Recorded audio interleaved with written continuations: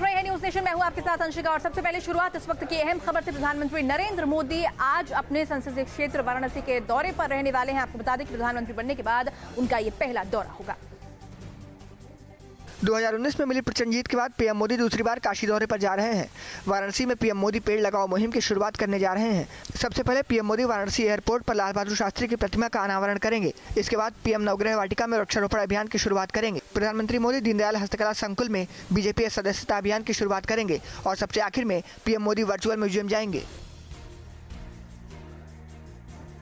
पाकिस्तान सुधरने का नाम नहीं ले रहा है। पाकिस्तान की तरफ से नापाक हरकतें लगातार जारी हैं और एक बार फिर से पाकिस्तान ने सीज फायर का उल्लंघन किया है। जम्मू के राजौरी में पाकिस्तान ने फिर सीज फायर का उल्लंघन किया। रात 9 बजे नौशेरा सेक्टर में पाकिस्तान ने भारत की सरहद पर फायरिंग शुरू की। मोर्टार और गोले दागे। भारतीय जवानों ने पाकिस्तान की हरकत का करारा जवाब दिया। बताया जा रहा है कि पाकिस्तान ने लाइन ऑफ कंट्रोल पर छोटे हथियारों से गोलाबारी की। हालांकि पाकिस्तान की फायरिंग में किसी तरह का हताहत होने की खबर नहीं है।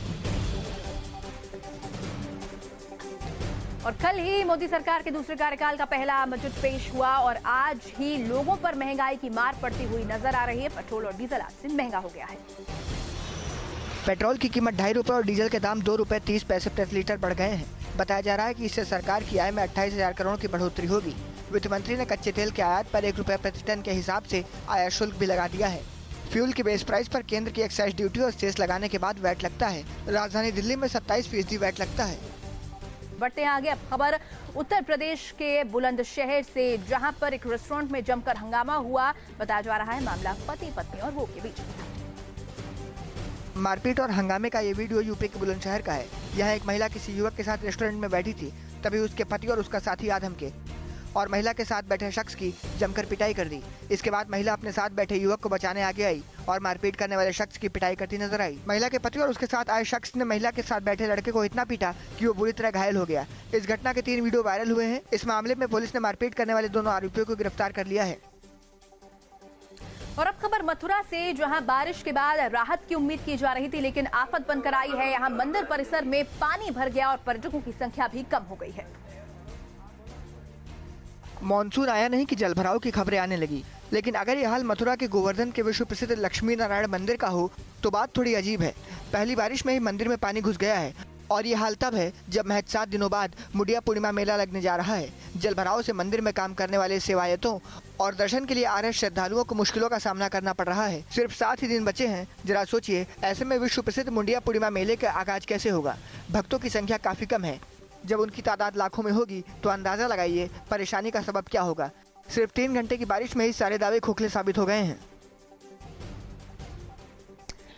और अब खबर मध्य प्रदेश के शाजापुर से, जहां बारिश के बाद दिक्कतें बढ़ती हुई नजर आ रही हैं। यहां पर लोग जान जोखिम में डालने के लिए मजबूर हैं। एमपी में मानसून की दस्तक के साथ ही लोगों की मुश्किलों में इजाफा हो गया है। कई शहरों के लोग जलभराव के बाद की समस्या से दो चार हो रहे हैं, तो कहीं नदी नालों के उफान मारने से जोखिम उठाने पर मजबूर हैं। ऐसी एक तस्वीर आई है शाजापुर से, जहां जोरदार बारिश के बाद नदी नाले उफान पर हैं। हालात इस कदर बदतर हैं कि सड़कों पर पानी भर आया है। लोग जान जोखिम में डालकर तेज बहाव के बीच से गुजरने पर मजबूर हैं। आप भी तस्वीरों में देख सकते हैं कि कैसे सड़क पर तेज बहाव हो रहा है और लोग इसी के बीच से बाइक को खींचकर पार करवा रहे हैं। यहाँ कोई हादसा भी हो सकता है, लेकिन इससे यहाँ लोग लापरवाही बरत रहे हैं। तो साल 2019-20 का बजट तो पेश हो गया है, लेकिन इस बीच कई साल पुरानी परंपरा को तोड़ दिया गया। दरअसल पहले बजट जो होता था वो ब्रीफकेस में रखकर लाया जाता था, लेकिन इस बार उसे एक लाल कपड़े में बांध कर लाया गया और उसको नाम दिया गया बही खाता। बजट में क्या मिला क्या नहीं, इस पर बहस जारी रहेगी, लेकिन वित्त मंत्री निर्मला सीतारमण ने एक नई परंपरा का आगाज किया। निर्मला सीतारमण बजट डॉक्यूमेंट लेकर संसद पहुंची, लेकिन इस बार बजट दस्तावेज लाल रंग के मखमली कपड़े में लिपटा था और इसे नाम दिया गया था बही खाता। बही खाता यानी लेन देन का लेखा जोखा। नई वित्त मंत्री का अंदाज भी नया था। उन्होंने शेर व शायरी के साथ बजट भाषण का आगाज किया। यकीन हो तो कोई रास्ता निकलता है, हवा की वोट भी लेकर चराग जलता है। मोदी सरकार अपने नए अंदाज के लिए मशहूर है और शायद निर्मला सीतारमण का अंदाज भी इसी सिलसिले की एक कड़ी बना। और अब खबर हरियाणा से, जहां सुबह सुबह स्कूल में बच्चों से कान पकड़कर उठक बैठक करवाई जाएगी, लेकिन ये सजा नहीं होगी, बल्कि इसे नाम दिया गया है महायोग का। सांसद आए तो अधिकारी खड़े हो जाए। कैदियों को सुधारने के लिए जेल में गौशाला। यह है खट्टर सरकार के वो फैसले जिन्हें लेकर सवाल उठे, तंज भी कसे गए और अब एक बार फिर हरियाणा में नया फरमान आया है। ये फरमान है स्कूली बच्चों को सुबह सुबह उठक बैठक कराने का, जिसे नाम दिया गया है सुपर योग। भिवानी के एक स्कूल में इस बाबत पायलट प्रोजेक्ट भी शुरू कर दिया गया है। फरमान के मुताबिक रोज सुबह प्रार्थना के बाद स्कूली बच्चे 14 उठक बैठक लगाएंगे और ऐसा करने से बच्चों के दिमाग का तेजी से विकास होगा। कि शुरू से ही आप लोगों जब आप स्कूल में पढ़ते होंगे या आपके पेरेंट्स जब पढ़ते होंगे तो उनको सजा के तौर पे या तो मुर्गा बनाया जाता था या कान पकड़ के उठक बैठक लगाई जाती थी, जो कि साइंटिफिकली प्रूव्ड है कि जिससे आपका फोकस और आपका जो अटेंशन है तो वो काफी बढ़ती है। पीएम मोदी ने योग को दुनिया भर में नई पहचान दिलाई। संयुक्त राष्ट्र ने योग दिवस का ऐलान कर दिया, लेकिन उठक बैठक कराकर सुपर योग का यह सिद्धांत पहली बार सामने आया है। क्या वाकई उठक बैठक के इस कथित सुपर योग से बच्चों का विकास होगा? और अब खबर पश्चिम बंगाल के वर्धमान से। आपको बता दें कि लोकसभा चुनाव से पहले शुरू हुई हिंसा थमने का नाम नहीं ले रही है। यहाँ एक बार फिर से बीजेपी और टीएमसी कार्यकर्ताओं के बीच में हिंसक झड़प की खबरें सामने आई है। पश्चिम बंगाल में बीजेपी और तृणमूल कांग्रेस का खूनी संघर्ष लगातार जारी है। ताजा घटना में पश्चिम बंगाल के बर्धमान में बीजेपी और टीएमसी के कार्यकर्ता आपस में भिड़ गए। इस झड़प में बीजेपी के 2 कार्यकर्ता बुरी तरह जख्मी हुए। बीजेपी और टीएमसी के बीच लोकसभा चुनाव से पहले ही तलवार खिंची हुई है। बर्धमान के अलावा मिदनापुर, 24 परगना से अक्सर हिंसा की खबरें आती रहती हैं। और अब खबर इंदौर से, जहां पर एक महिला पेशेंट को एक पुरुष पेशेंट के साथ एक ही स्ट्रेचर पर लिटाकर हॉस्पिटल के अंदर ले जाया गया। स्ट्रेचर पर महिला पेशेंट के साथ ही एक पुरुष को भी लिटा दिया गया। एक ऐसा पुरुष जो उस महिला के परिवार का तो नहीं ही था, उसका परिचित भी नहीं था। ये मामला इंदौर के सबसे बड़े सरकारी अस्पताल MY का है। पैर के फ्रैक्चर की वजह से उस महिला के लिए जांच के लिए स्ट्रेचर एक मजबूरी थी। अस्पताल प्रशासन ने उसे स्ट्रेचर की सुविधा भी दी, लेकिन उसके साथ ही एक मेल पेशेंट को भी उसी स्ट्रेचर पर लिटा दिया। इस बाबत अस्पताल प्रशासन का भी मानना है कि एक स्ट्रेचर पर 2 लोगों को एक साथ लिटाया जाना गलत है। अस्पताल के सुपरिटेंडेंट ने कहा कि आगे से ऐसा ना हो, इस बात के निर्देश दिए जाएंगे। और अब खबर उत्तर प्रदेश के प्रयागराज से, जहां पर एक बीजेपी पार्षद और उसके बेटे पर जानलेवा हमला किया गया। बाइक सवार बदमाशों ने इस वारदात को अंजाम दिया। गाड़ियों पर गोलियों के निशान और बम के हमले में बुरी तरह से क्षतिग्रस्त गाड़ी अपराधियों के बेखौफ होने की कहानी बयां कर रही है। तस्वीरें यूपी के प्रयागराज की हैं, जहां बीती रात धूमनगंज इलाके में बीजेपी पार्षद शिव कुमार पर जानलेवा हमला किया गया। जयंतीपुर से बीजेपी पार्षद शिव कुमार अपने भतीजे के साथ एक भंडारे से वापस लौट रहे थे, तभी बाइक सवार बदमाशों ने उनकी गाड़ी पर बम और गोलियों से हमला किया। हमले में पार्षद और उनका भतीजा घायल हो गया। दोनों लोगों को अस्पताल में भर्ती कराया गया। पुलिस इसे आपसी रंजिश का मामला बता रही है, लेकिन एक पार्षद पर हुए हमले ने कानून व्यवस्था पर सवाल खड़े कर दिए हैं। और अब खबर महाराष्ट्र से, जहां कल्याण में एक सिरफिरे युवक ने एक तरफा प्यार में एक लड़की को चाकू से गोद डाला। महाराष्ट्र के कल्याण में सिरफिरे शख्स ने एक तरफा मोहब्बत में एक लड़की को मौत के घाट उतार दिया। हत्याकांड की पूरी वारदात सीसीटीवी कैमरे में कैद हो गई, जिसमें देख सकते हैं कि जैसे ही युवती स्कूटी रोकती है, तभी 2 बाइक सवार उसके करीब आते हैं। बाइक पर पीछे बैठा युवक उस पर चाकुओं से हमला कर फरार हो जाता है। घायल सोनम को तुरंत अस्पताल ले जाया जाता है, लेकिन तब तक उसकी मौत हो चुकी थी। पुलिस के मुताबिक आरोपी युवक शादीशुदा सोनम से जबरन शादी करना चाहता था, लेकिन सोनम ने इनकार कर दिया, जिससे आरोपी आग बबूला हो गया। पुलिस ने आरोपी को गिरफ्तार कर लिया। बाइक चला रहे युवक की तलाश में पुलिस जुटी है। सीएम योगी आदित्यनाथ की सख्ती के बावजूद अपराधी किस कदर बेखौफ हैं, इसकी वानगी देखने को मिली गाजियाबाद में, जहां एक ही दिन में 2 मामले सामने आए। गाजियाबाद में 2 अलग-अलग वारदातों में पुलिस और बदमाशों के बीच मुठभेड़ हुई। पहली वारदात विजयनगर की है। बाइक पर सवार 2 बदमाश एक शख्स से मोबाइल छीन कर भाग रहे थे। सूचना मिलते ही पुलिस की टीम ने बदमाशों का पीछा करना शुरू कर दिया। पुलिस को आते देख बदमाशों ने भी फायरिंग करना शुरू कर दिया।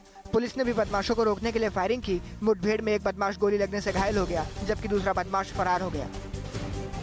दूसरी घटना गाजियाबाद के इंद्रापुरम की है। 2 बाइक सवार बदमाश एक महिला से चेन छीनकर भाग गए, जिसके तुरंत बाद पुलिस को खबर की गई। पुलिस पर बदमाशों ने फायरिंग शुरू कर दी। पुलिस ने जवाबी कार्रवाई की। गोली लगने से एक बदमाश जख्मी हो गया। बदमाशों की फायरिंग में पुलिस का एक जवान भी घायल हुआ, दूसरा बदमाश फरार हो गया। और अब खबर राजधानी दिल्ली से, जहां पर मासूम से हुई हैवानियत ने पूरे देश को हिलाकर रख दिया है। यहां पर लोगों ने इंसाफ के लिए प्रोटेस्ट मार्च किया। हाथ में कैंडल बैनर पोस्टर लेकर सड़क पर निकले लोग। ये प्रदर्शन है दिल्ली में हुई हैवानियत के खिलाफ। ये विरोध है एक बच्चे के साथ हुई दरिंदगी का। आरोपियों को सजा देने की मांग करते हुए लोग सड़क पर उतरे और कैंडल मार्च निकालकर विरोध प्रदर्शन किया। द्वारका इलाके में बच्चे के साथ हुई हैवानियत के मामले में इलाके के लोगों ने इंसाफ के लिए आवाज बुलंद की है। इस प्रदर्शन में महिलाएं भी शामिल थी। गौरतलब है कि दिल्ली के द्वारका इलाके में एक 6 साल की मासूम बच्चे के साथ दरिंदगी की गई। ये बच्ची खून से लथपथ बेसुध हालत में रोड के किनारे झाड़ियों में मिली थी। फिलहाल बच्ची अस्पताल में जिंदगी की जंग लड़ रही है। और अब खबर हरियाणा से, जहां पर खाप पंचायत ने फैसला किया है कि तमाम गांव के जो लोग हैं वो अपने नाम के साथ उनका सरनेम नहीं बल्कि गांव का नाम लिखेंगे।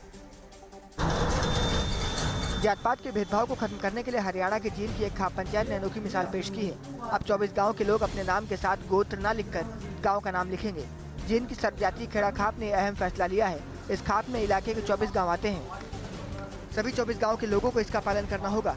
फैसले के साथ लोगों को घर के बाहर नाम के साथ जाति, गोत्र, कार और बाइक में भी जाति का नाम इस्तेमाल करने पर रोक होगी। वो गोत्र के बदले गांव के नाम का इस्तेमाल कर सकते हैं। खाप के सदस्यों का कहना है कि गांव-गांव जाकर युवाओं को जाति व्यवस्था की कुप्रथा से बाहर निकालने के लिए भी प्रेरित किया जाएगा, ताकि वो गोत्र की जगह अपने गाँव का नाम लिखें। और अब खबर कानपुर से, जहां शर्मसार कर देने वाली तस्वीर सामने आई है। दरअसल यहां पर स्टेशन पर स्ट्रेचर न मिलने की वजह से शव को हाथों से ही उठाकर ले जाना पड़ा। ये तस्वीरें न्यू इंडिया के दावों पर सवाल खड़े करती हैं। कानपुर रेलवे स्टेशन पर एक परिवार शव को हाथ से ढोकर ले जाते दिखा। शव ले जाने के लिए इन्हें कानपुर स्टेशन पर स्ट्रेचर नहीं मिला। बताया जाता है कि एक युवक मुंबई से कानपुर आ रहा था। ट्रेन में तबीयत ज़्यादा बिगड़ी और मौत हो गई। युवक के साथ आ रहे परिजनों ने कानपुर में घर वालों को जानकारी दी। घर वाले स्टेशन पहुंचे तो उन्हें स्ट्रेचर ही नहीं मिला, जिसके बाद मजबूरी में उस शव को हाथों से ढोकर स्टेशन के बाहर खड़ी गाड़ी तक ले गए। और अब खबर मथुरा से, जहां पर बिजली का बिल न देने के आरोप में बिजली विभाग ने गांव की बिजली काट दी, जिसके बाद लोगों ने बिजली घर पर जमकर हंगामा किया। हंगामे की ये तस्वीरें मथुरा की हैं, जहां भीड़ ने बिजली घर जाकर बिजली विभाग के कर्मचारियों का घेराव कर दिया। बताया जा रहा है कि बिजली विभाग ने मंढोर गांव में 3 दिन से बिजली सप्लाई बंद कर दी थी, जिससे आक्रोशित होकर गांव के लोगों ने बिजली घर पर ही धावा बोल दिया। काफी देर तक शोर शराबा चलता रहा। हंगामे की सूचना मिलने के बाद मौके पर पुलिस पहुंची और बिजली अधिकारियों ने बड़ी मुश्किल से गाँव वालों को समझाया और जल्द ही गांव में बिजली की सप्लाई चालू करने का आश्वासन दिया। बिजली विभाग के कर्मचारियों के मुताबिक लोगों के बिल जमा नहीं करने की वजह से बिजली काटी गई थी। वहीं लोगों ने भी 20 जुलाई तक बिजली बिल जमा करने की बात कही है। और अब खबर मुंबई से, जहां पर एक पति ने अपनी पत्नी का कत्ल कर उसे लूट के बाद हत्या का रंग देने की कोशिश की, लेकिन जब पुलिस ने सख्ती से पूछताछ की तो उसने अपना जुर्म कबूल कर लिया। अब वो पुलिस की गिरफ्त में है। मुंबई के विरार में अपनी पत्नी के कत्ल के जुर्म में पुलिस ने आरोपी शख्स को गिरफ्तार कर लिया। पुलिस के मुताबिक 3 जुलाई को महिला की हत्या की गई थी, लेकिन आरोपी ने पुलिस में शिकायत दर्ज कराई थी कि उसके घर में चोरी हुई है और चोर ने उसकी पत्नी की हत्या कर दी। पुलिस को जांच के बाद शक हुआ तो पुलिस ने आरोपी से कड़ी पूछताछ की, जिसके बाद उसने अपना जुर्म कबूल कर लिया। बताया जा रहा है कि आरोपी अपना कर्ज चुकाने के लिए पत्नी से पैसे मांग रहा था। पैसे न मिलने पर पहले उसने अपनी पत्नी के साथ मारपीट की और बाद में हत्या कर दी। आरोपी पुलिस को गुमराह करने की कोशिश कर रहा था। और अब खबर देवास से, जहां इस बात की बानगी देखने को मिली कि जब सरकार और प्रशासन सुध नहीं लेता तो लोगों को खुद कानून अपने हाथ में लेना होता है। यूं कीचड़ में लेटने की वजह है सिस्टम की नाकामी। दरअसल देवास के गंगानगर के लोग सालों से पानी की निकासी की समस्या की आवाज उठा रहे हैं। हर बरसात में यहाँ कीचड़ हो जाता है, लेकिन जब गुहार नहीं सुनी गई तो इस शख्स ने कीचड़ समाधि ले ली। कीचड़ समाधि से सिस्टम जागेगा या नहीं इसका तो पता नहीं, लेकिन कम से कम ये आम आदमी और नेताओं से तो अच्छा है जो पानी निकासी के लिए शर्मनाक हरकतें करते नजर आए। चाहे वो कंकवली में कांग्रेस विधायक नीतीश राणे हो, जिन्होंने इंजीनियर के ऊपर कीचड़ फेंका था, सरकारी इंजीनियर से मारपीट की थी, या फिर रायपुर के वो बीजेपी पार्षद हों जो बीच सभा में कीचड़ फेंक कर चले गए थे। इस शख्स ने भी अपना विरोध दर्ज कराया, लेकिन बिना किसी को परेशान किए। तो भारत और फ्रांस वायुसेना के बीच चल रहे ऑपरेशन गरुड़ 2019 का कल चौथा दिन था। इस दौरान दोनों वायुसेनाओं ने एक दूसरे का दमखम देखा। एक तरफ राफेल और दूसरी तरफ सुखोई। कुछ ऐसी ही थी तस्वीरें जब हिंदुस्तान और फ्रांस के वायुवीरों ने आसमान में अपना दमखम तौला। भारत और फ्रांस के बीच होने वाली सालाना गरुड़ 2019 एयर एक्सरसाइज का दूसरा चरण फ्रांस में जारी है। इस दौरान इंडियन एयरफोर्स के फाइटर पायलट्स को राफेल जैसा आधुनिक विमान उड़ाने का मौका मिला, तो फ्रेंच एयरफोर्स ने सुखोई 30 MKI की घातक क्षमता को परखा। इस अभियान के दौरान भारतीय और फ्रांसीसी पायलटों ने स्ट्राइक कैपेबिलिटी, डिफेंस और इंटरसेप्ट मैकेनिज्म, सर्विलांस और रिकॉन जैसे पहलुओं पर अपनी जानकारी और तजुर्बे साझा किए। गरुड़ एयर एक्सरसाइज का पहला चरण भारत में हुआ था। गोवा में फ्रेंच एयरफोर्स के पायलट बतौर मेहमान आए थे। अब दूसरे चरण में इंडियन एयरफोर्स के जाबाज फ्रांस के आसमान पर अपना झंडा गाड़ रहे हैं। और लंदन की धरती से पाकिस्तान बेनकाब हो गया। पाकिस्तानी सेना बलूच लोगों पर जिस तरीके का अत्याचार करती है, उसे लेकर पाकिस्तान के मैच के दौरान बाहर स्टेडियम के पोस्टर्स लगाए गए। बलूचिस्तान में पाकिस्तान सेना के आतंक के खिलाफ ब्रिटेन की धरती पर आवाज बुलंद की जा रही है। ब्रिटेन की राजधानी लंदन में शुक्रवार को डिजिटल पोस्टर लगा, जिस पर लिखा था help and dispose disappearance Pakistan. इस पोस्टर को लॉर्ड्स क्रिकेट स्टेडियम के पास लगाया गया था। इस दौरान पाकिस्तान और बांग्लादेश का वर्ल्ड कप मैच चल रहा था। दावा किया जा रहा है कि ऐसे 35 डिजिटल पोस्टर लगाए गए थे, जिनके जरिए बलूचिस्तान में पाकिस्तान के अत्याचार के खिलाफ आवाज उठाई गई। वर्ल्ड बलोच ऑर्गेनाइजेशन यानी WBO की तरफ से एक वीडियो भी जारी किया गया है। लंदन के बस स्टॉप, टेलीफोन बूथ और चौराहे पर ऐसे कई विज्ञापन चलाए जा रहे हैं, जिनके जरिए पाकिस्तानी सेना की बर्बरता को पूरी दुनिया के सामने रखा जा रहा है। चलिए बढ़ते हैं आगे, खेल की दुनिया की तमाम अहम खबरें देखते हैं sports cut to cut. Team India के पूर्व कप्तान राहुल द्रविड़ ने एनसीए चीफ बनने के लिए हामी भर दी है। राहुल द्रविड़ जल्द ही एनसीए के हेड ऑफ क्रिकेट ऑपरेशन बना दिए जाएंगे। एनसीए से जुड़ने के बाद भी द्रविड़ इंडिया ए और अंडर 19 टीम के कोच बने रहेंगे। वर्ल्ड कप में सेमीफाइनल की रेस से बाहर हुआ पाकिस्तान। टॉप 4 में पहुंचने के लिए पाकिस्तान को 350 रन बनाकर 311 रन से मैच जीतना था, लेकिन बांग्लादेश के खिलाफ पाकिस्तान की टीम 350 के आंकड़े को नहीं छू पाई, जिस वजह से पाकिस्तान के लिए सेमीफाइनल के दरवाजे बंद हो गए। सेमीफाइनल से पहले ऑस्ट्रेलिया को लगा बड़ा झटका। शॉन मार्श कलाई में फ्रैक्चर होने की वजह से वर्ल्ड कप से बाहर हो गए हैं। शॉन मार्श की जगह विकेटकीपर बल्लेबाज पीटर हैंड्सकॉम्ब को टीम में शामिल किया गया है।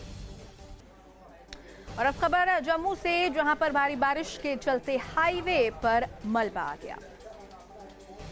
तस्वीरें गुजरात के अरावली जिले की है, जहां कुछ घंटों की बरसात ने जिंदगी की रफ्तार थाम दी।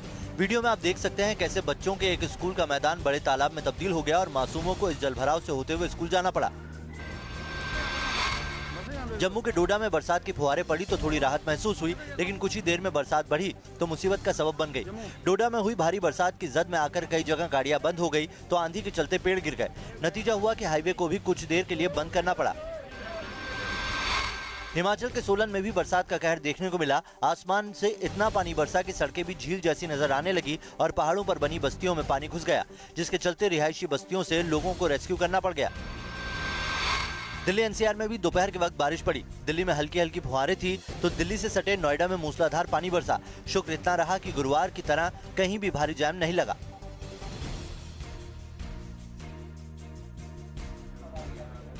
और अब खबर चाइना से, जहां पर लोगों का शर्ट उतारकर घूमना बैन कर दिया गया है। यानी कि यह खबर उन लोगों के लिए थोड़ी दुख भरी हो सकती है जिनको 6 पैक एब्स बनाकर सड़क पर घूमने का शौक है। चीन में अब सार्वजनिक स्थानों पर शर्ट उतारने पर पाबंदी लगा दी गई है। चीन की मीडिया में आई खबरों के मुताबिक पार्क, सड़कों जैसी सार्वजनिक जगहों पर लोग शर्ट उतारकर नहीं घूम पाएंगे। इस आदेश का मकसद लोगों को संभ्रांत बनाना और शहरों की छवि सुधारना है। प्रशासन ने आदेश जारी कर दिया, लेकिन उन नौजवानों के अंदर मायूसी फैल गई जो जिम में घंटों पसीना बहाकर 6 पैक्स बनाते हैं। अब वो अपने 6 पैक कैसे दिखाएंगे और कैसे इतराएंगे?